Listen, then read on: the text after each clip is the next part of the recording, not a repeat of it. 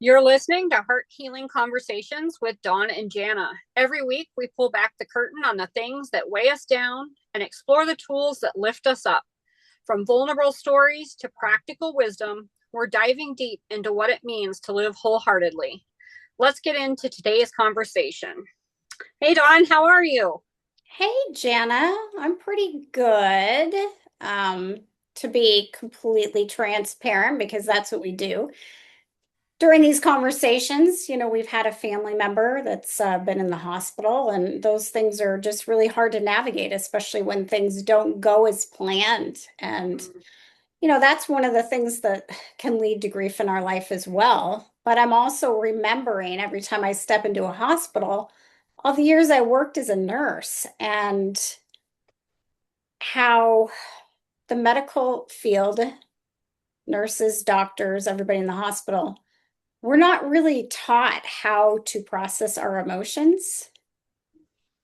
And we're also not taught that it's okay to express our emotions to our patients when we notice them going through something difficult and we want to connect through our hearts. We're taught to be professional, if that makes sense. Can you relate to that? Absolutely. I can relate wholeheartedly. I know just in my personal experience, again, traveling down that grief realm, um, almost 7 years ago now, when I had my stillborn baby, like the whole process of anything within the medical field just seemed overwhelming, and like nobody would listen and nobody would allow me space to talk about any of it. Um, just from walking into the hospital, knowing that I was there having a stillbirth. As soon as I walked in, I had one nurse that was kind of assigned to me, and I gave my wishes of, I don't want to be medicated. I want to be able to remember this. And Right. I immediately, when they got me into bed and got me ready, like I felt so exhausted and I knew that wasn't right. And I found out later, reading my medical chart, that they had given me a bunch of Ativan and stuff to make me kind of sleep through it. Um, they wouldn't listen to me, and I didn't feel heard, obviously, with that side of it. Then, as Right. of course the night went on, I ended up, the doctor that was supposed to deliver me couldn't deliver me. So it was just sent kind of down the pipeline. Hey, he's not coming in. We're just going to have this other doctor deliver you. And it was just supposed to be okay. Like, okay, well, fine. What am I going to do with this? And even after delivery, my nurse team that I did have was amazing. They helped with taking pictures and let me hold him and just kind of do what I was okay with doing. But it seemed like as soon as that stage was done being set, they just wrapped him in a blanket and set him over on a counter, and that was it. There was no trying to hide what was there. Literally, it was just set there, and they left until the coroner could come up and pick him up. Um, there was no checking on me after everything was over. It was, here's that little angel sticker on the door, don't bother her. So if I wanted anything, I needed to contact them. Mind you, I was only staying there by choice. As soon as it was over, they told me, okay, well, you can get dressed and you can go home. Well, I live almost 2 hours away, and I really didn't feel comfortable driving home in that state. And I didn't have anybody there with me. So it was well, I don't think it's safe for me to drive right now. Can I stay? And they did allow me to stay, which surprised me. But even through the night, nobody came to check and see how I was doing or anything. And it just appalled me that there was no I'm sorry or compassion or even a welfare check, if you will, coming in to see how I was doing. Um, I remember feeling so out of it that and so worried, like it made me feel like I couldn't talk about it, especially because nobody had been there with me. But then they kind of gave me that sense that this was a very normal thing. I should be able to just move on with it because, hey, it's just everyday life. And then I remember afterwards, it took several months for me to get brave enough to go back to a doctor Um, I made sure it was a woman, so I was hopeful she would have compassion. Um, when I met with her, I was so embarrassed to be going because I couldn't control my mind. I told my story and she busted out in tears. And she started apologizing profusely. She's like, "Oh my gosh, I'm so sorry. This is so not professional." And I said, "No, thank you. This is like the best thing that could have happened because this shows me that you're still human and that my story was rough and that it's okay to show that feeling." Like, I couldn't understand why nobody else had any type of feeling. I mean, it was a very sad moment. I would think everybody would have tears. It was so beside me. And I know even in my years when I worked as a CNA too, I was never afraid to show that because we are in a small enough community where a lot of times you do know the person that's there in the hospital. So there's no way to hold it back. Mm-hmm. And I remember having many patients even grateful, just, you know, holding your hand and giving you that last smile as they're on their way out, like, thank you for being that one person that's here.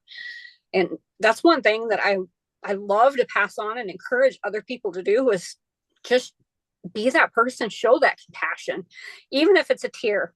That's okay. Sometimes that's what's best and what's going to connect you with who it is you're talking to.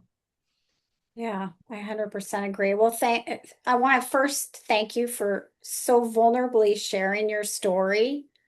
And I want you to know I feel very sad that you had that experience. I mean, so many things you told me sounded dismissive in a time where you needed to be heard, you needed to be supported, you needed to feel love and connection around you, and you were met with exactly the opposite. And I think you're right. Like, we need to make emotions okay. And we can still be professional and be human. I was just reading a post on LinkedIn. It was a doctor that was talking about, he's been a doctor for 30 years and he's a cardiologist. And one of his patients came in, and it was somebody that he'd spent a lot of time helping over the years. And as the patient left, he said, "Hey, doc, I want you to know I love you." Hmm. And the cardiologist paused for a minute because, you know, we're taught, let's just be professional. But he was like, "Nope, I love you too." Like, those connections are so important. That's how we navigate life, is through connections. That's how we learn to trust people, is through connections. And I can speak from experience. You know, when I first got into nursing and I was working in the intensive care unit, the trauma ICU, my first patient that I lost, I was devastated. Like, I went home and I cried, and you know, I didn't know how to process it, and there was no help at work. And I didn't have the tools that I have today to navigate that experience. But somehow I learned, like, we have to be tough. We have to be strong because we have to move to the next patient, and we can't go into that room falling apart because somebody else's life is in our hands. And sadly, we start to develop these walls to not let things affect us at the same level we would have, you know, years ago. And I think that really takes the connection and the humanness and the bond out of the patient and provider relationship. And I remember, like, I navigated pretty well after that, the ICU. But when I went to work in pediatrics, every kid that I took care of that was my son's age left me feeling really emotional. Like, because I was thinking, my son's this age, what if this happens to him? And I would often go home and have tears and talk to my husband and cry, and just, I wasn't sure how to navigate it. But it, like, really hit home. And I think one of the reasons I ended up leaving my nursing career a few years ago is because I got tired of having to be that strong person, watching my patients suffering, wanting to be there for them more. And it was those ones that I let my guard down with, And, they'd come into the clinic and they'd give me a hug and they're like, thank you for everything you've done. When I allowed that, it changed things for me. But it was so ingrained in me that we have to just move from one patient to another. We need to keep our emotions in check.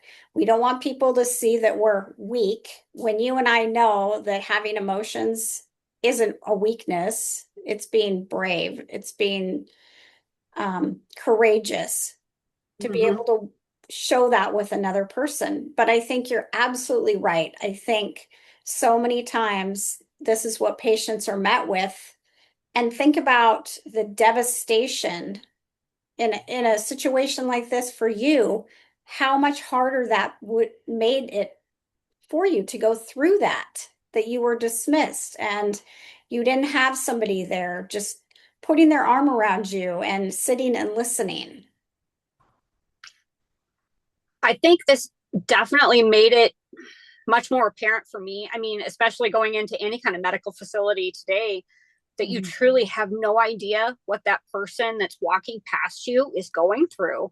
And Yeah. so, even sending a smile or can be overwhelming to someone. I mean, a lot of people I've noticed just look down. They don't even look at you anymore. I Mhm. truly feel that that's part of what our entire world needs right now is more compassion and more willing to just kind of give a little smile here and there to try and light somebody's day up because you truly don't know what they're going through. I really agree with that. I mean, we talk about this in grief recovery. Every one of us is a griever. It's funny when you start telling people what you do. And, oh, well, I have a friend or a family member that could really use this. But you and I know we all grieve. It happens from a very early age. We grieve lots of different things, but we aren't taught that it's normal. We aren't taught that it's natural. We're taught to just push it down instead of, processing the emotions and letting ourselves heal and sharing with other people because oftentimes we don't feel safe. And so you're absolutely right. It's, like we talk about the fine thing. We walk by people and ask them, well, how are you doing? I'm fine. But fine is feelings inside not expressed. People aren't walking around saying they're fine when really things are great. If something is good, people will say that things are good in my life. I'm really happy this is happening. But all of us are grieving. And I think showing that kindness and that compassion goes a long ways. It does. And I think, again, like I said, today, all across the world, we can all use it in so many ways. Just being able to learn how to process emotion and most importantly, learn how to be honest with ourselves. Mhm. When we aren't honest with ourselves and say, hey, I'm frustrated, I'm anxious, I'm overwhelmed, it just gets so bottled up inside and comes out in so many other ways, leading us down that path of more medical care personally. It's okay to speak up and say that you're not okay. Mhm. Hey, I'm still having a bad day, but hey, how are you? I know a lot of people won't accept that as an answer, and that gets tough too because you don't want to explain it. And that's where boundaries come in and become so important with, you know what, I'm just not ready to talk about it right now, Mhm. but thank you for asking. Yeah. I'll reach out when I feel better or when I feel like I can, process this. I think there's so much power in our everyday words and learning how to communicate with each other. I just want the world to be able to know these tools and be able to use this to move forward in their life because we can all find joy in the day. Yeah, I totally agree. And, along with the boundaries, I think it's really important that we find those people that are safe Mm-hmm. because you and I both know that we both have situations in our life where we've chosen to share what's on our heart and it's been met with something that was unhelpful. I'm sure you can remember some of those after you had your child that was stillborn. I, to be honest, still have those people. Oh, well, how long ago was that? 7 years ago. Like, why are you even talking about that today? So setting those boundaries and finding healthy relationships, people that you can go to and talk about this over and over, or those that have actually been through pain similar, not necessarily the same, but somebody losing like a spouse or a mother, a father, loss in itself, we all kind of yearn for those same connected feelings. No matter what our loss is, we still want to be heard, understood, and have our feelings validated. So learning how to be that kind of a person for somebody and being a safe space is huge. I mean, just thinking, what is it I would like to hear or feel or see from this person if I was in their position? Yeah. No, I 100% agree. And, you and I have talked about this in the past too, is it's so important, like when someone loses a loved one, many people after the funeral, the celebration of life, they go on with their life and they never ask again about that individual we lost. Like, well, how are you doing? Like, I bet you miss your husband. I bet you wish, you could celebrate your child's first birthday. People don't ask because they're uncomfortable. And they think by asking, they're going to make you feel worse. But the truth is, most of us want to remember that loved one that we lost. We don't want to forget them. And because we can't. They're a part of our life. And it doesn't matter if you lost your child when they were 4 or they were stillborn. It doesn't matter. That was your child. Yeah, even early losses. I've personally had, gosh, what, 7 miscarriages. Even them starting off early, most of them being before about 12 weeks.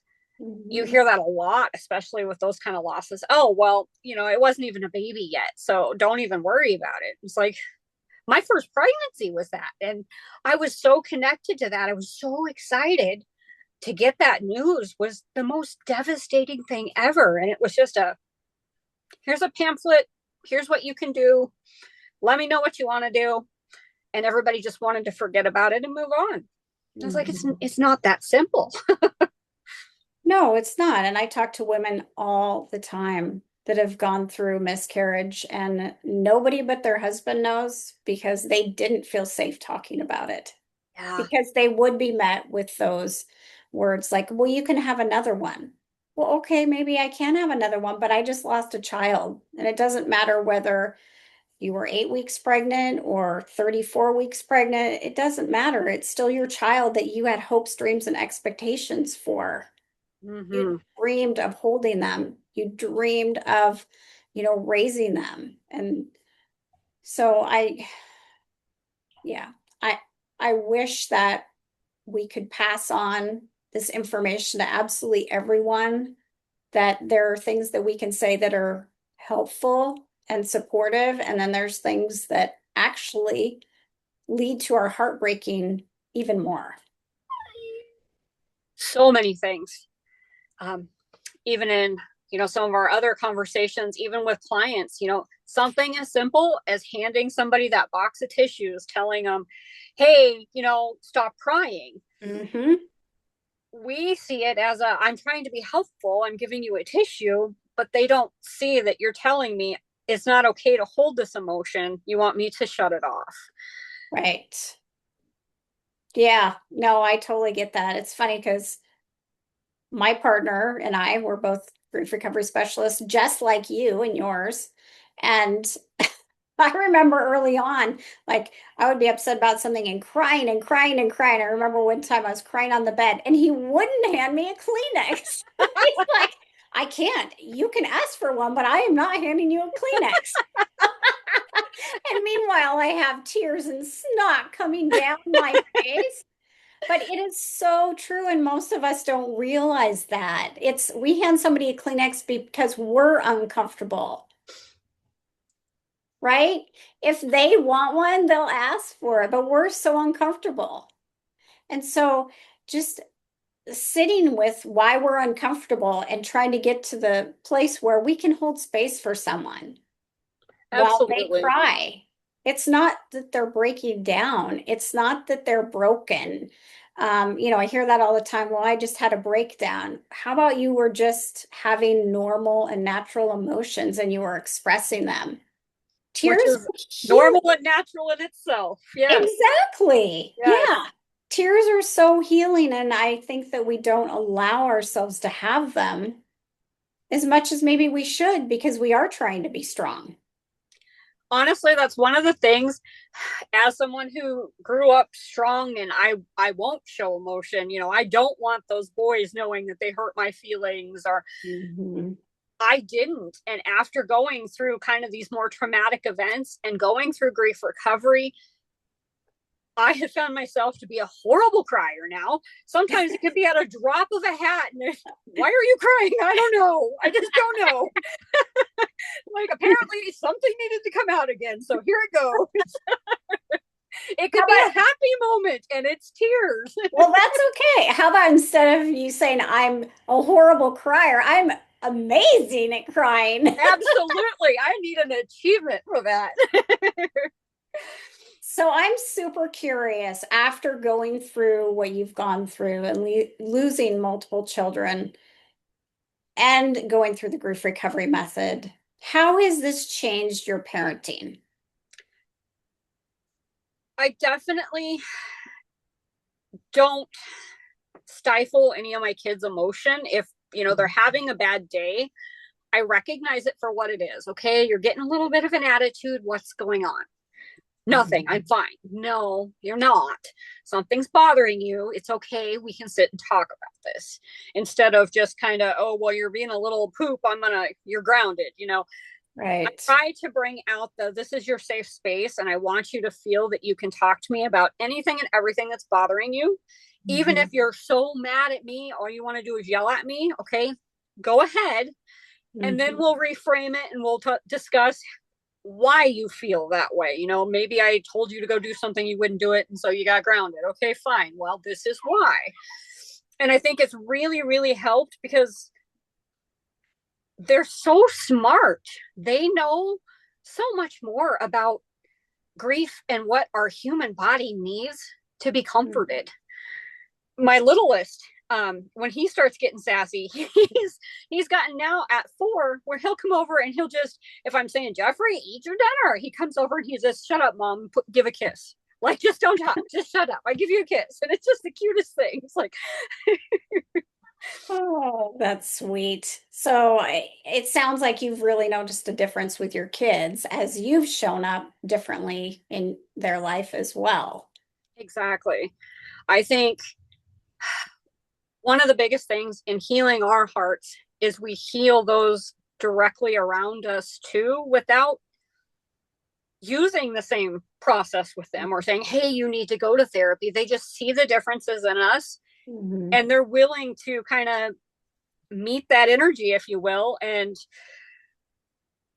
be emotionally there for you and understanding. They recognize conversation is an amazing tool and we should be able to house these conversations no matter what the feeling is without just lashing out, yelling and screaming or fighting and arguing. And I think it's just a very safe space to teach kids, especially today.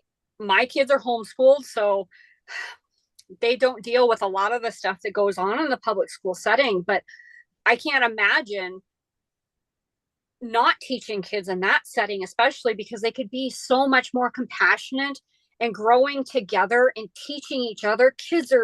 They teach each other so much. If we can Yeah. teach them these good habits and they can pay it forward to the other kids around them, like there'd be so much, so many better stories coming out, I think, than right now. You hear so much negativity. Mhm. Yeah, it all starts at home and how we raise our children. I think Mm, that it can make a huge impact in their life and in the lives of others because those kids that are emotionally intelligent are going to be the ones that support the other kids that don't mm. have the type of support at home or in their community, the ones that are struggling. Um, yeah. And one other thing that I thought about is, when we start healing, our expectations change as well. Like I think you verbalized without saying the word expectation, but you do have different expectations of your kids than you used to Mm-hmm. because you're showing up differently and, you're looking at their behavior and instead of maybe being like, why are they acting this way? They're misbehaving. You're trying to figure out what's really going on. I think one of the biggest expectations as a parent that has changed is, and I heard this, well, I wasn't doing that when I was your age. Like I was older, I was more mature. Yeah, but it's okay for them to be children. If they still want to be, playing this board game or something and they're 17, let them do it. That's their creativity. That's a good side coming out. I'd much rather see that. Yeah, no, I'm totally with you. So if you had kind of one like tip for parents, since you've gone through grief recovery and done so much your own healing work, what would your tip be for parents who maybe don't have these tools that you have as far as raising children? I guess one of my biggest takeaways is through grief recovery itself, we do have a program geared more specifically for helping children with their losses. Mm-hmm. As a parent, we don't necessarily think about loss from their angle. Something as simple as moving to a new home, a new town, it's oh, you'll get over it, you'll make new friends, but it's really not necessarily that simple or that easy for them. Right. Learning the tools to help them with these kind of big life changes as they continue to grow and age. Mm-hmm. Again, like you said earlier, helps them to take that healing work out into the world and share it with others too. I mean, they're going to be holding space completely different than most other kids are, and they can be the helpers of this next generation so easily. Yeah. Well, and what I see is so I see it all the time. Kids are the ones that are left behind. When we're grieving, we're so focused on our own grief, our own loss, that often we don't know how to help our kids. And I think that happens to so many of us. And as parents, we try to be the best parents we can with the tools we have. But our kids don't have any tools usually. Yeah. And they don't know how to navigate through these things.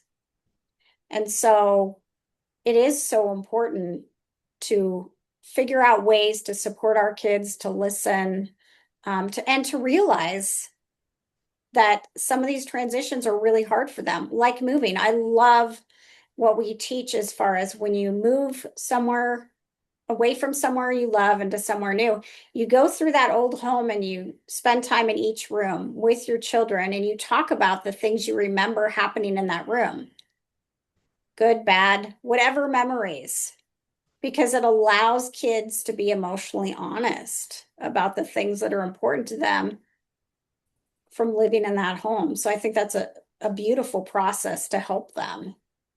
It's actually been very helpful just in ours. I mean, living, kind of rural, but also in an RV where we can travel around and make home wherever we want it to be. We still use that with, okay, we're going to be leaving here and going to the next spot. So what did you like about being here? What didn't you like about being here? What are you excited about for the new location? What are you hoping to see, learn, do? It's just such a great way to get them involved in the whole process in itself.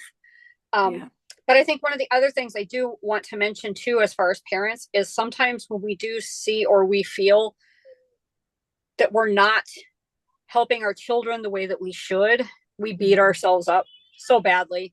Yes. And I just want everyone out there that is listening to say, it's not your fault. Right. It's a complete natural thing. But there are ways to get out of how you're feeling and to be able to move forward and help your children. And both of us would be more than willing to help with that. Oh, 100%. And you're right. We do feel guilty. And you and I, talk about what the true definition of guilt is: an intent to harm. And, we as parents don't have an intent to harm our kids. but Right. we end up with regrets because we wish we would have done things better or different. And it's important to be gentle with ourselves and realize that we're here to grow, we're here to evolve. Our kids are on that journey with us. And it's not perfect, it's imperfectly perfect, right? We learn along the way. And when we know better, we do better. Mm-hmm. But remembering to love yourself through all the bumps is super important. I think one of my other major things I would like to tell people is absolutely don't be afraid to apologize to your child either. Yeah. I think that one has been a big one for me too. Mhm. That's not what I was taught, but coming into it, telling my kids, hey, I messed up, I'm sorry, has been huge because that shows them their compassion. Like, no, it's okay. We'll do it this way or that Mhm. way. And I think that is one of the ones that often gets overlooked. And we don't think because it's, well, I'm the parent and they need to listen to me. And I think you can learn far more if you listen to your child. Oh, I agree, Janna. And sometimes it's not easy to apologize to our kids because Mm-mm. we expect a lot of ourselves. We expect to do it perfectly and not make mistakes. And then when we do, it's like, oh, I really regret what I said or what I did. But giving that apology is such a freeing experience, and Mm-hmm. watching our kids, because you're right, the majority of the time it's a big hug. It's, I love you, mommy. Like, it's okay. I know you were having a bad day. I remember some times in my life when that's how my son showed up, and they stick so clearly in my mind because he was so compassionate with me in a Mm-hmm. time that I was hurting. So thank you so much for that reminder. I loved it. So I think this has been an amazing conversation. I hope that, our listeners can get some tidbits out of this for so many things in life, and just feel heard, and just some great messages. Do you have any other things that you want to share? I think we've gone over enough for today. Lots of stuff to actually collect from today's. Yeah. Just be that smile, that compassion, and don't be afraid to let out a few emotions here or there. Yeah. We're all human. We're all here for our first times making mistakes, and it's okay. Yeah. Hey, we don't even really know what we're doing with this podcast, but we're doing it. Exactly. We're going to have conversations that matter. And hopefully, Exactly. our messages will go out to many people and they'll share them with the world, and we can all be healthier emotionally. That is the goal. All right, friends. Well, that is a wrap for today, and we will see you next week. Thank you so much for listening. Thank you. Goodbye, everybody. Bye.